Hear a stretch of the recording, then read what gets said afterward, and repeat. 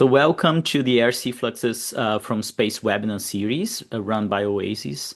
Today we have the pleasure to have Regina Rodrigues, a professor in physical oceanography at Federal University of Santa Catarina in Brazil. And Regina will give a very nice presentation here for us. And now I will let you take away, Regina. Can you share your screen? Thank you, Iury. Just a second. I think I'm not too far. Okay.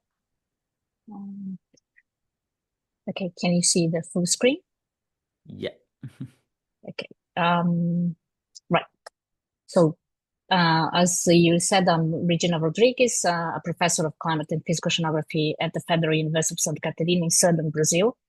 And I would like to thank you guys, for the opportunity of giving this webinar. And today I'll talk about extreme compound events in the tropical and South Atlantic.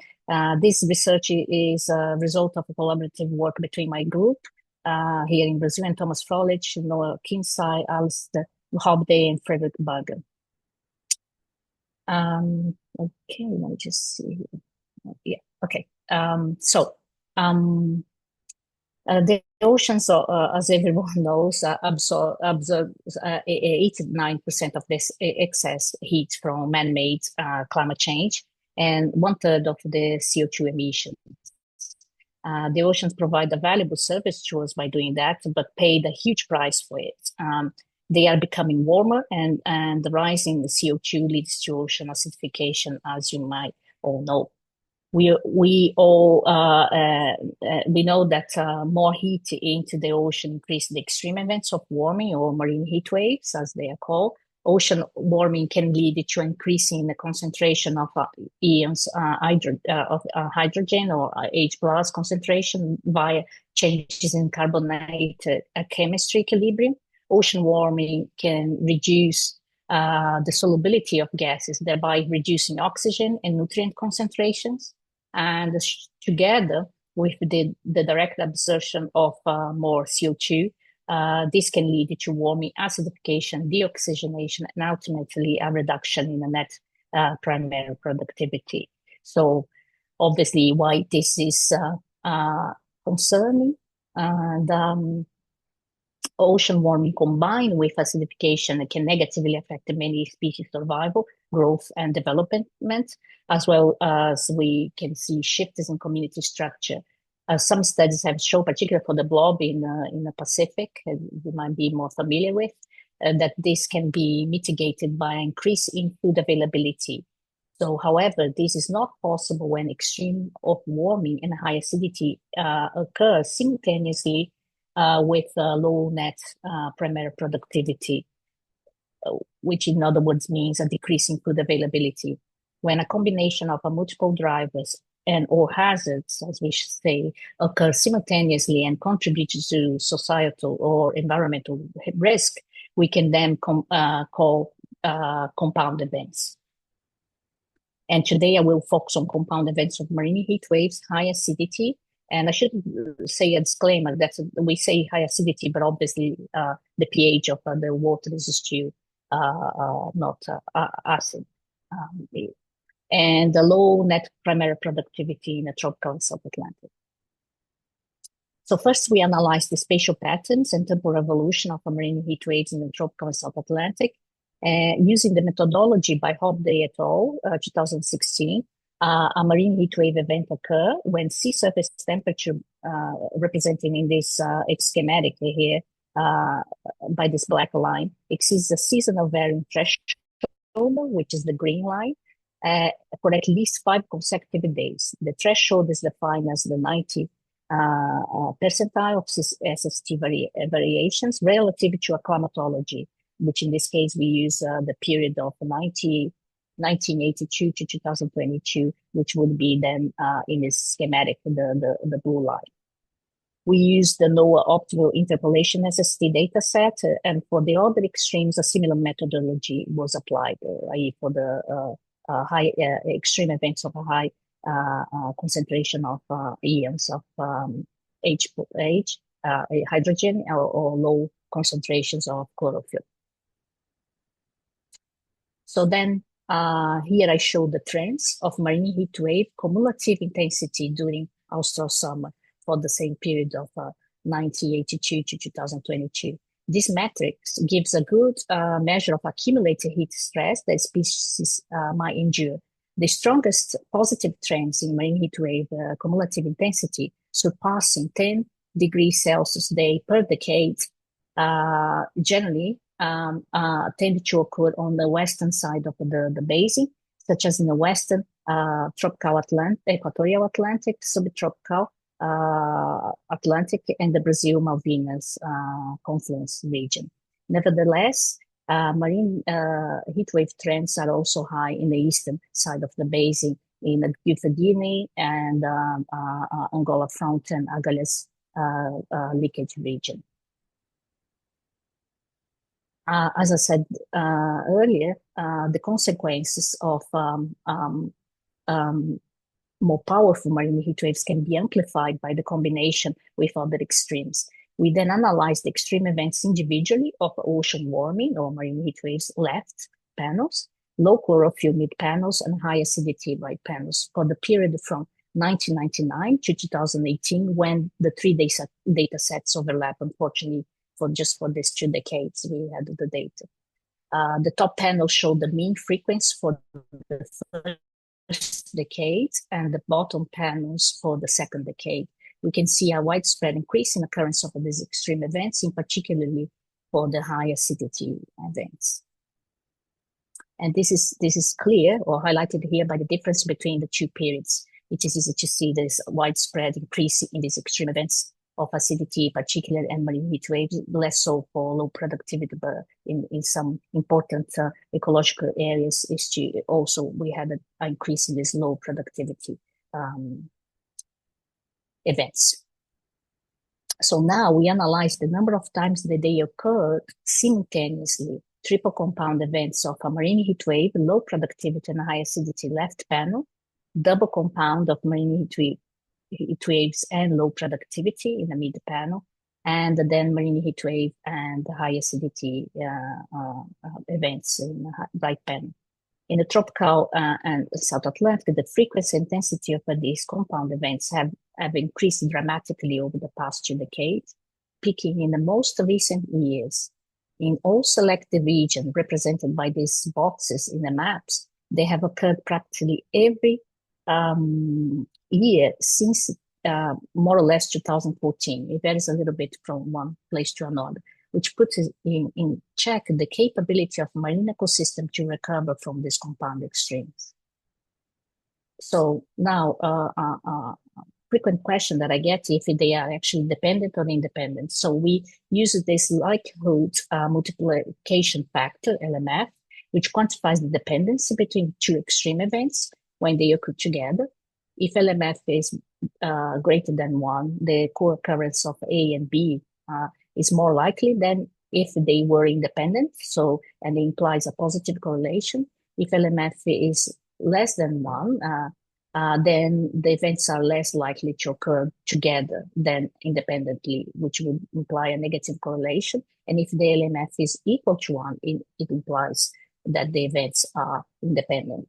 In most of the basin, they are either mostly strongly dependent and positively correlated, or slightly negative correlated.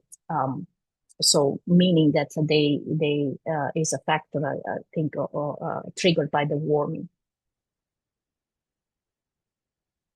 And as I said before, we noticed this increase in this recent increase in occurrence of the triple compounds, which is more evident in a time series of normalized monthly intensity of marine heat waves, red, extreme events of low chlorophyll gray, and high acidity in blue, average over then the western equatorial Atlantic in the top panel. Then here is for the western subtropical, related to this box, subtropical Atlantic, and then Brazil Malvinas confluence region in the bottom panel. and we can see that the currents are only plotting when they occur together. It has increased greatly after, say, 2014 or so. And then along the eastern side of the basin, the situation is the same. The top panel shows the time series of triple compound occurrence for eastern equatorial Atlantic. The middle panel for the Angola front, and a gullus leakage in the bottom panel. So we selected these areas, maybe you're thinking, for several reasons. They are where the most significant trends of marine heat wave cumulative intensity occurred. The first graphic that I show, they have more incidence of the triple compounds, which is what I'm showing here. They are areas of SST, high variability of SST, and they also encompass most of the potential mechanisms that can lead to compound extremes. And an additional one would be that some of these areas are very accepted in the Western tropical Atlantic, and they are very rich, biologically speaking.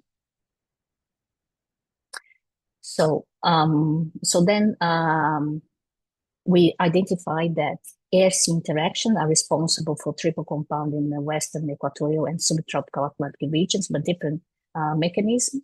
The weakening, so if you look at the top left panel here, the weakening of the southerly trades in the Western tropical Atlantic, represented by the vectors in the top left panel, decreases evaporative cooling or latent heat loss from the ocean to the atmosphere, which is represented by this red color, so shading. And this in turn leads to the warming of the ocean.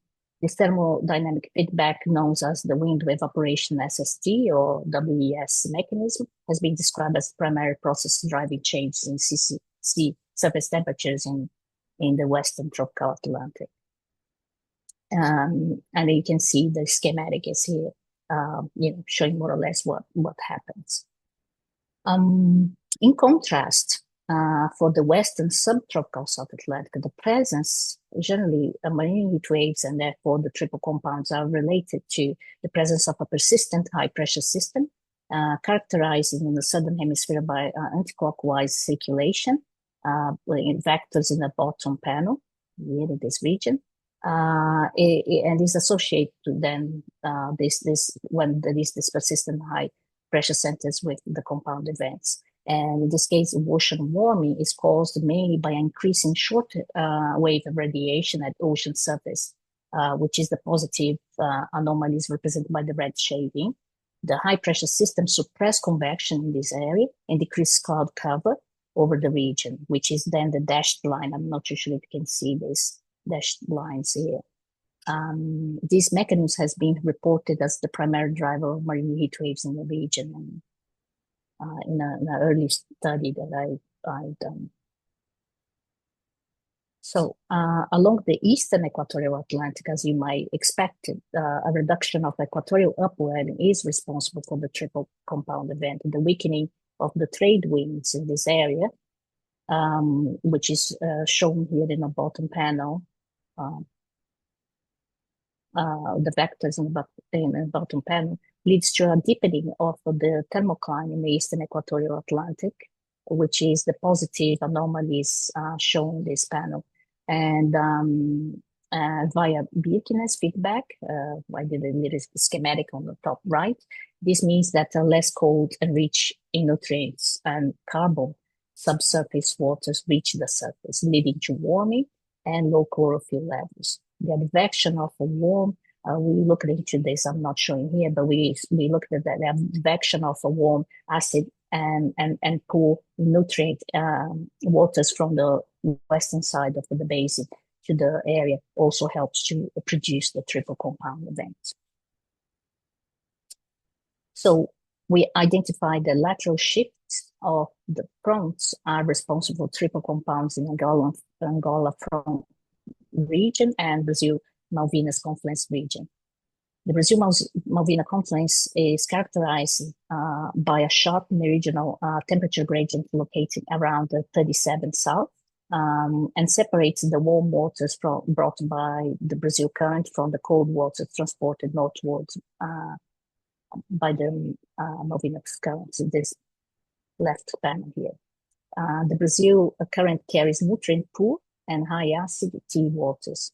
Widespread and intense triple compound events then in the region during summer are associated then with strong poleward shifts in Brazil-Malvinas confluence, which is represented here this year's extreme years in orange dots in the mid-panel series.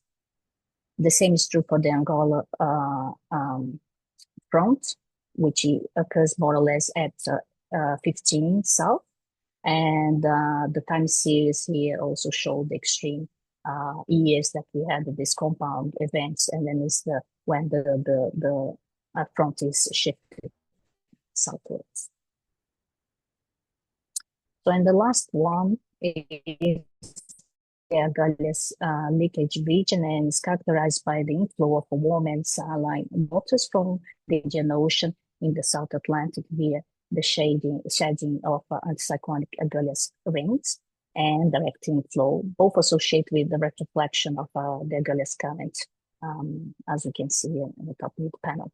Anticyclonic Agulhas eddies forming in the region trap generally warm nutrient-poor waters, while cyclone Agulhas eddies originate from generally the Benguela area, upwelling region, trap cold nutrient-rich waters. And so we noticed that anticyclonic eddies also have a higher concentration of H compared to the surround waters.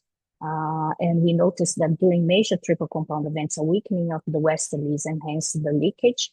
In this bottom panel here is a composite with the vectors here showing a weakening in the westerly winds and leading to more warm anticyclonic eddies and less cold cyclonic eddies in the region. So this animation showed the eddy trapping mechanism in Agulhas leakage. I just got it for a short period and I'll run for you, but just to know that red shades depict the categories from moderate to extreme, like a yellow is moderate and then dark red extreme, exceptional marine heat waves, and the gray contours represent cold cyclone eddies with cold water, and black contours represent warm anticyclone eddies. Marine heat waves generally develop and persist within anticyclonic eddies, but are generally eroded by cold cyclonic eddies. I show here just a short move. I'm not too sure if you being able to see, but you can see the persistence of the marine heat waves associated with the eddies. And I assume that some cyclone eddies reach the region and they erode this, which they generally come from the Benguela currents here and the erode where the initial cyclonic eddies are associated with this marine heat wave. So just one more time. There are other mechanisms, not just that, but this is one of the interesting mechanisms. I have a student working specifically in this, and then we are looking at Argos and subsurface to understand this process. Okay. So another thing that we looked to, so far I showed the local drivers, but we have also investigated the remote drivers, or more like large-scale systems, and we found that the triple compound events were widespread during El Niño events, mainly during the major El Niño event of 2015-16. Unfortunately, we don't have the H plus data to extend the analysis and include the recent El Niño event of 2023-24. But as an example, what I show here in this schematic is a spatial coverage of compound extremes during this El Niño event in the left triple compound. And this is this triangle in the right on the right is the average of all years for the Agulhas leakage region. But I'm not going to explain everything. But if you focus on the inner small triangle, this is the percentage of area represents the area coverage by triple compound events, and the other ones is just the individual, double. But anyway, so just focus on the inner triangle.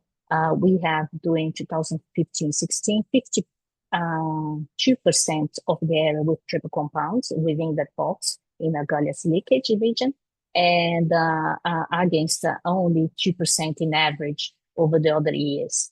And this is a schematic we did for all the 6 regions, selected regions, and the results are the same. It's much more widespread during that El Nino of 2015-16. And this is not new in some ways. Past studies have shown that ENSO is one of the significant drivers of marine heat wave globally, such as Oliver et al. 2018. The black line shows the number of marine heat wave days average globally. Pink shades represent El Nino periods and blue La Nina. When the signature of ENSO is extracted from the data set, which is represented by this red line, the total number of marine heat wave days globally drops considerably. The difference is that in our study, we showed that it's not just marine heat wave, but the occurrence of these triple compounds in at least tropical South Atlantic also seems to be linked to El Nino, but we have only 2 decades. We can't say much because we don't have the data for more years. But looking at marine heat waves in the area, for 4 decades, we can see this signature of ENSO. And here we look at I'm showing just to give an idea that ENSO the bottom panel shows the teleconnection pattern from ENSO that caused the local changes in the atmospheric circulation that led either to air-sea interaction that I showed, or shifts in the currents, or the dynamics, ocean dynamics that I showed for each that I discussed earlier. We traced back this Pacific South America wave train, this Rossby wave train that caused this kind of changes in the circulation over the Atlantic or South Atlantic Ocean and tropical or equatorial Atlantic, that leads then to the local mechanism that we analyzed previously. But so the good news is that we have reasonable skill in predicting marine heat waves, mainly due to ENSO, and remember that they are dependent, right? They are not independent extreme events, the triple compound. So, in some ways, what we can do for marine heat waves, it can help with the triple compound. And this is this is a work developed by Jacobs and colleagues, and this map indicates marine heat waves forecast skew. The scores range from -1, which means no skew, to 1, which is perfect skew, and we can clearly see ENSO's signature in the skew of forecasting marine heat waves. Our better understanding of ENSO leads to better marine heat wave forecasts, and we know that successful adaptation depends significantly on effective forecasts that can be provided to resource managers and ocean stakeholders as early warning. So since I have a little bit more time, I will just spend a few slides talking about this other study that I've done recently, which is to exemplify the impact of marine heat waves alone. It's not triple compound on marine ecosystem. And then I showed the results of this paper that we published recently, where we investigate the impacts of marine heat waves on coral reefs along the Brazilian coast of the tropical Atlantic. And we noticed already that in 2020, the marine heat waves led to an unprecedented coral bleaching event. And if you're not familiar, but when coral are exposed to stressful conditions such as high temperature, pollution, or changes in water chemistry, which is what we interesting here, They spell the zooxanthellae or symbiotic microalgae, and without them, the coral loses its colors and turns white, and hence the term bleaching. So, and then we focus on this area in the tropical Atlantic between 7 north, 15 south, and 60 west, and it's the whole basin basically to 20 east. And we showed that marine heat waves in the tropical, and then you can see really well here, have increasing frequency and intensity, duration, and spatial extension. Extension is the red line here, extension covering within the tropical, and the gray is the cumulative intensity, which is considered frequency and intensity. And marine heat waves are 5.1 times more frequent and 4.7 times more intense since the records started in 1982 for this region, with the 10 most extreme summer falls in terms of marine heat wave cumulative intensity and spatial extension occurring in the last 2 decades. The extreme warming during the summer fall of 2020, highlighted in this bottom panel here, within the black box, led to the largest bleaching event recorded along the Brazilian coast. The SST's black bold line surpassed the threshold that should be considered a marine heat wave, which is the 90 percentile, as I showed previously, represented by this dashed line. I don't know if you can see here. Almost the whole period analyzed with this kind of a summer fall for the southern hemisphere. And here you can have an idea of the geographical extension and persistence of the warming during the 2020 marine heat wave events. And the marine heat wave peak in December and January, over mainly in the southeastern and central equatorial Atlantic. By February, the marine heat waves ease over the eastern and central Atlantic and peak in March over the western. That's where we are more interested. March over the western side of the basin. So I want you just keep that in mind, that the peak here in this region was in March. And then the marine heat waves weaken in April across most of the tropical Atlantic and disappearing in May on the equatorial eastern side. And this black stars is the region where we collected the data that I'm going to show now, the coral bleaching data.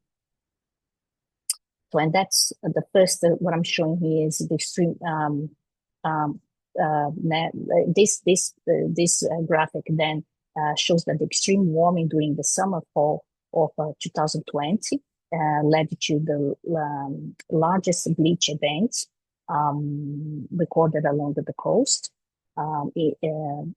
Just to let you know, light yellow shows the percentage of bleaching corals, and dark colors show healthy corals. And you can see that during 2018, summer, winter, 19 summer, winter, they are, pretty much healthy. And then when it gets to 2020 in the summer, there is a decrease, and then most of them, almost 90%, are bleaching. And then they recover, which is good news. And this is for the storm corals or the hard corals, and this is the soft part of them. Also, not less so, a little bit resistant, but still considerable bleaching occur if you compare to previous and 2 previous years and 2 years afterwards. And here we are analyzing more detail during the year of 2020 then, because there was they collected the data, and monthly, except in July, because this was during the pandemic, if you might remember. So it was difficult, the collection of the data, but the panel shows the monthly data for 2020 for both stone or the hard in the left and the soft corals in the right, and the bleachy peaks in April. And just after the peak in marine heat wave, which I told you that happened in March. The good news is again that the coral recovered very quickly. Actually, in July they were already recovering from the bleaching. So not all the bleaching leads to mortality. That's what good news. And there is a peculiarity of a tropical Atlantic coral reefs that they are considered more resilient to bleaching than their counterparts in the Indo-Pacific basin. And here in the top left show one photograph of before and then after the event, and you can see the patches of a bleaching and Rio do Fogo coral reef.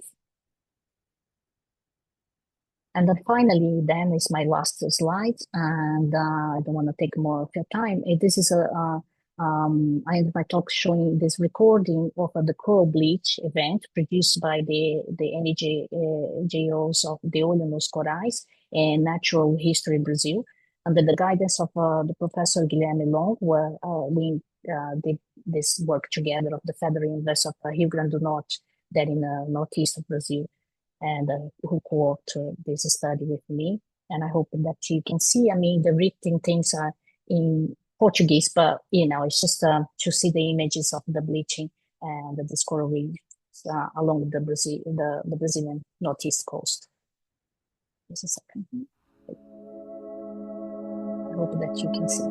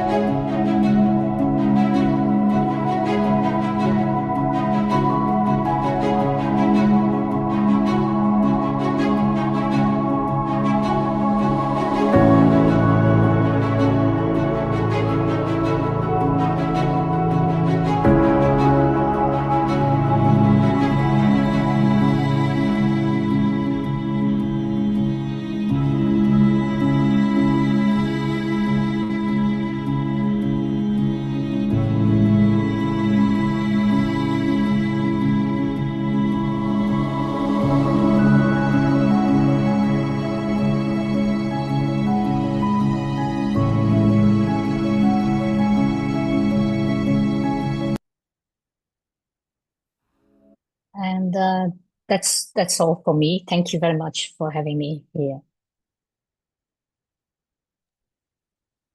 Thank you very much, Regina, for the very nice presentation. We are now open for questions from the audience. So if you have any question, please raise your hand or unmute yourself.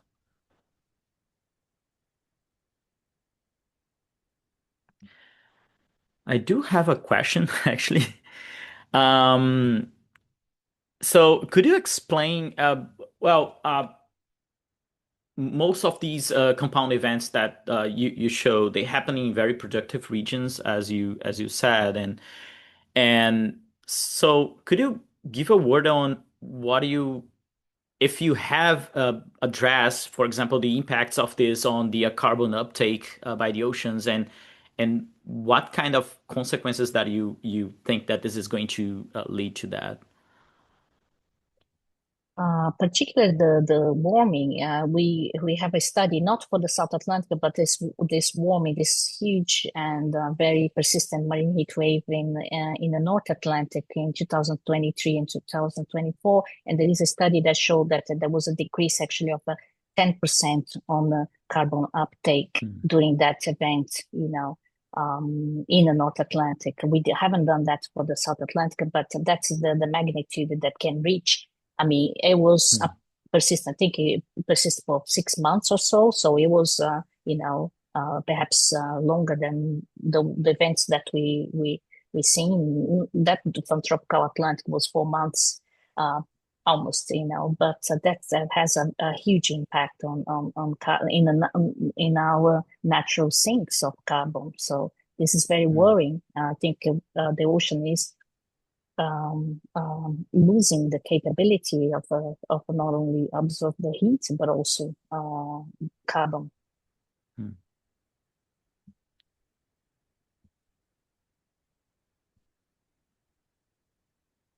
Yeah, And not a one last, question. Oh, I think just well, yeah, you can okay, you so, can go but just ahead. Yeah. yeah, I mean, since no one was actually, but one thing that no one thinks is that just making a comparison with marine ecosystems in Atlantic and Arctic region, the Arctic region is also is warming, and then you losing the Arctic species, but you have the migration of Hmm. Atlantic species, which they call Atlanticization of the Arctic, which is not good. Obviously, we don't want to lose the Arctic, but there is a substitute.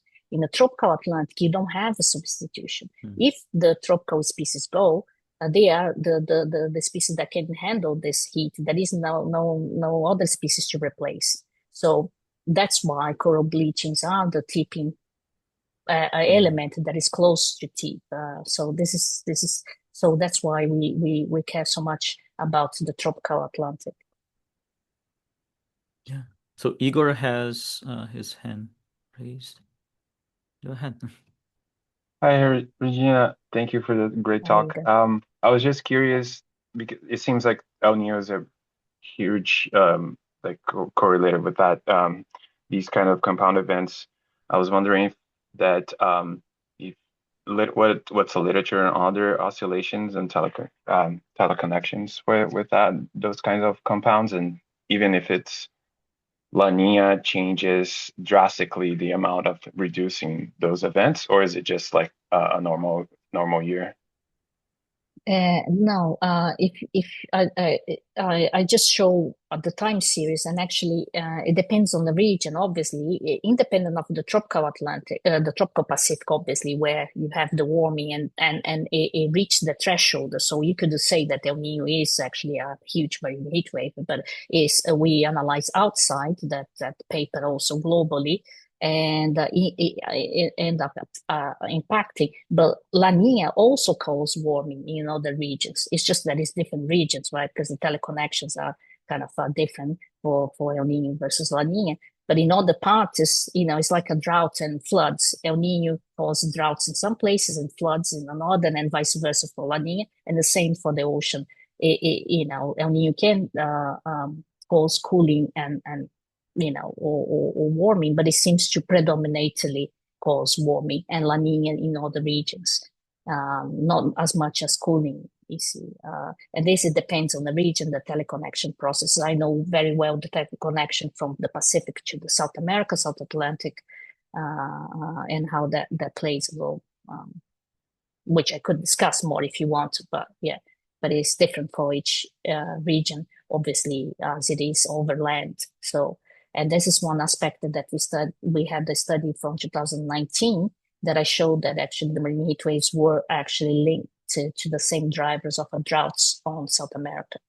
So then was compound land ocean, which generally people don't look at it, but these persistent pressure, high pressure systems leading to droughts over land and marine heat waves in the ocean, which has a huge impact because it can impact agriculture over land, water supply, as well fisheries in the ocean. So if you have a country like Brazil, it can be affected in several food supplies, not just for land at the same time. Yeah.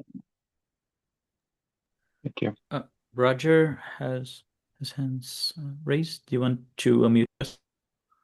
Oh, yes. Thank you, Regina, for a very interesting talk. And I'm sorry I got interrupted near the beginning, so I may have missed this, but a lot of your statistics were based on sort of a thresholding, it seemed, or a lot of your analyses. And I'm just wondering, how you picked that threshold, and would your results look different if you used sort of a continuous statistics instead? Yeah, so there is a lot of discussions. Then there are two recent papers discussing this. One, it was a comment in Nature from Dylan Amaya from NOAA, and then there was a reply, and then there is a paper talking about in progress in oceanography what you should use, like a shift baseline or a fixed baseline. The threshold, to start with, the threshold of 90 percentile is everybody's using the Hobday et al. Methodology that established this 90 percentile is kind of borrowed from the methodologies for atmospheric heat waves that use the same, but just for 2 days, consecutive days, and then in the ocean we extend for 5. And the reason to use this same methodology is to be for us to be able to compare. That's one aspect. And the second is this, I think what is more interesting to know is the shift versus fixed baseline. And it depends on obviously in your intention. For instance, I'm working with historical data, which is just for decades. It's not too long, max for marine heat waves, and less 2 decades for the other extremes. So in that case, I use a fixed baseline because my interest is in impact of what the marine ecosystem is feeling. And in that case, I can't do extract the trend. You could extract the trend and then calculate without the long-term trend, right? The occurrence, because this is artificial, done just to understand the physical mechanism. But the fact is that the ecosystems are feeling that with the trend. And obviously with this long term trend in warming, we are getting obviously more easily getting to the threshold. But then I analyze this as for the tropical Atlantic, we look at the forcing there, and we see that in 2020, the huge marine heat wave, the summer they called the bleaching, it was with the driver in terms of watts per meter squared, much weaker than in 2010. So then with drivers of forcing that are much weaker in terms of, fluxes, they actually can reach easily the threshold and had that impact. So in that case, I didn't use the shifted baseline or extracting a linear trend from my data. But if you wanted to work just with drivers, I still think that maybe I'm not too sure if that is really the case too, because to identify how weaker drivers can actually now cause bigger.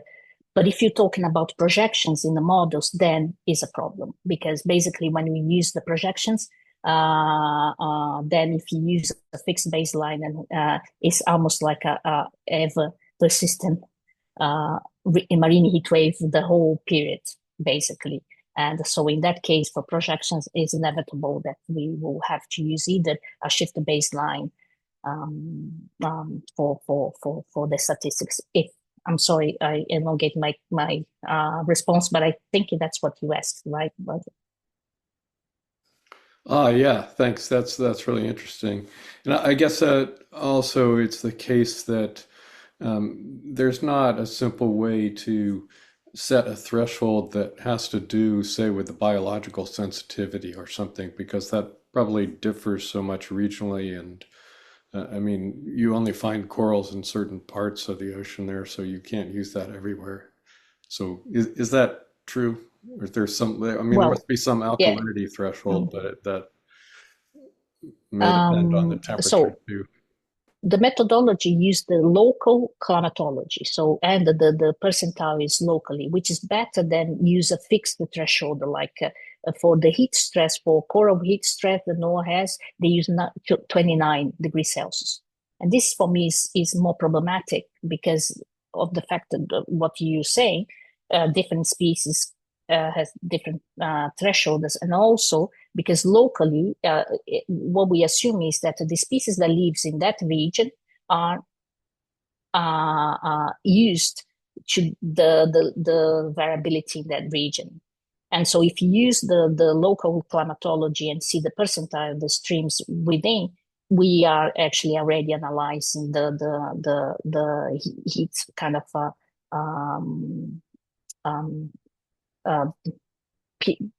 the thermal stress interval that the species living locally can support. And if this is changing, then that means that we are in trouble, and that's what is occurring. So I'm not too sure if I was clear. Okay, great. Yes, thank you. That's very helpful. I also have another question, Regina. Could you explain more about how you obtain the alkalinity and from the different elements that you're using? What was the most important thing? I expect that also depends on the temperature, and so how much Yeah. the other elements were playing a role there. Yeah, so this part is not my expertise, and then my colleagues that Thomas and Frederick, they were the ones that did this analysis, and they generated the data set. So I'm not gonna be able to give you too much details about it. But this data globally, you have, I mean, there is cavities with that because we have very few measures, real direct measures of a pH and age concentration. So this is a kind of a gridded data set that allows us to do this like a base-wide analysis, and they haven't done globally. Their group, Thomas Frolich group, they have done several studies globally of just marine heat wave and high acidity. But they use indeed the temperature, salinity, CO2 fugacity, and all the data sets to put it together, this final kind of concentration of age. And obviously it depends on temperature, but they analyze more careful. I'm kind of building from their previous studies in the fact that in South, particularly in subtropical region, because there are two effects on concentration of H plus is that warming. If the water is warm, you decrease the solubility and you have less gas and H plus, so then you would have less acid water. But in the subtropical region, particularly in tropical regions, actually the temperature act more in the chemistry or enhance the chemical reaction. And so in that areas, then you have warming associated with increasing in H plus, but it's not everywhere. Like higher latitudes, that would be not the case. Lorenzo? Hi, thank you, Regina, for your enlightening speech. It's really not my field, but it's really interesting to see how also Earth interaction can have an effect on this, and maybe more biological from a certain point of view events. I was wondering, as far as I understood, and please feel free to correct me, the compound events are led by this multidecadal oscillation, like you showed us, and the ENSO, no local effects. But I was wondering, looking at the accumulated stress in one of the first slides, it looked like the accumulated stress due to heat waves and acidification was quite uniform across the Atlantic. So it didn't show those some of the, like the non-local effects typical of ENSO. And on the other hand, the chlorophyll measurements showed some like finer scales variability. And I was wondering, how do they relate? How does this, is the correlation between the three elements that is connected to ENSO? And on the other hand, what is that modulates the chlorophyll distribution, stress, Okay, so stress distribution? Yes. So no, it's not correlation because we are talking about extreme events. So we have by definition, 10% right? That's the threshold. So we can't do correlations with extreme events, but we analyze the 10 most extreme cases versus or months, with occurrence in each area, and that's how we built the local drivers understanding. And it's not too different from what we know already, that for each region that we analyze, more or less, is the main mechanism that actually drives the SST variability. Like, Birkenes is in the eastern equatorial Atlantic, as it is in the eastern Pacific Atlantic, but a little bit more of ARC fluxes in the western side, subtropical area, and where we know that ocean dynamics is strong, like which is like the confluence region, frontal regions, and Agallias leakage region. Then those are the processes, but we just kind of making sure. And we analyze the extreme events. It's not like we can't do a correlation. And then I want you have in mind that probably there are a lot of extreme events that are independently happening, like marine heat wave, acidification, and low productivity, and probably caused by all the processes that I didn't show. This is the most kind of right. We couldn't do a correlation because you can't do linear correlation when you have time series of extreme events that are by definition extremes and occur rarely and in a period that we have analyzed. So ENSO, it seems to play a role, but it's not the only role. For instance, for that land ocean that I mentioned, that my early study, we saw that actually the drought with the marine heat waves was actually caused by a persistent high pressure system, but it actually wasn't caused by El Nino at all, or La Nina. It happened in a neutral year and was actually MAJO convection in the Indian Ocean that triggered a similar wave trend to the ENSO. So it can be variable, you see. But within that, decades that we analyzed the triple compound, the teleconnection that happened in 2015-16, that's what I can tell you for sure. It was such that the changes in the large scale change over the South Atlantic caused all that trigger all that local processes that we know that leads to warming.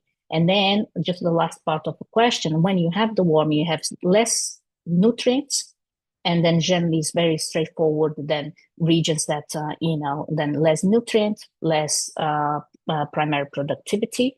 And the acidification, that's what I explained to Iury in terms of, it has an effect on the chemistry, particularly in these areas, tropical area, and enhance the chemistry reaction. And then you have more H+, not less, that would if you just consider solubility. So, and then the LMF analysis that we did is to actually show this independence or dependence, and they are pretty much dependent. So pretty much is the warming triggering this less solubility of the nutrients, low productivity, and enhance the H+ and leading to the acidity in general. And different ecological styles react differently to this forcing, and that's why you have all this variability in the accumulated stress that you showed. I mean, it's a dominant aspect that I showed, but it's not the only one. It's not the single one. You might have in other situations. You have to have this in mind, But we just want to, at least get the months and the years that we had more or more intense or more persistent triple compound events over the area, and then individually in that 6 different regions. Thank you so much.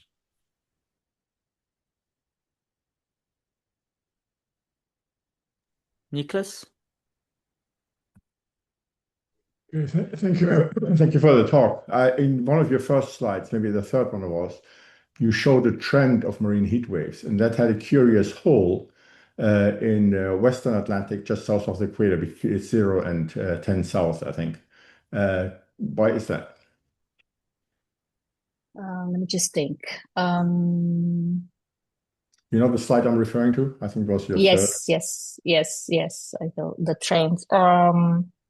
So that was that we use for that one. We use the 4 decades that we have of SST and not restricted to the 2 decades, right? I think that what it is that we've seen. I'm going to speculate a little bit here, right? As other studies show that the South Atlantic, subtropical South Atlantic high pressure center, it has expanded a little bit. And I think that extend a little bit, intensify the trade winds in that region. And that is, you have more evaporative cooling and specifically area. That's why in there, the trend is not a counteract probably the long-term trends in general long-term trend in warming of the South Atlantic in general, right? Because the trades in that area increased over the period, and then more evaporative cooling. But I'm speculating. That's my guess. Okay. But what I know. Thank you very much.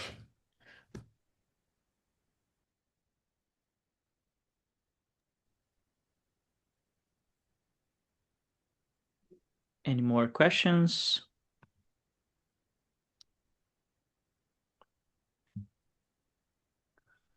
All right. Let's thank Regina one more time. Thank you very much for joining us, and it was a very interesting discussion and presentation. And that's it. Thank you very much. Thank you for having me. It's a pleasure.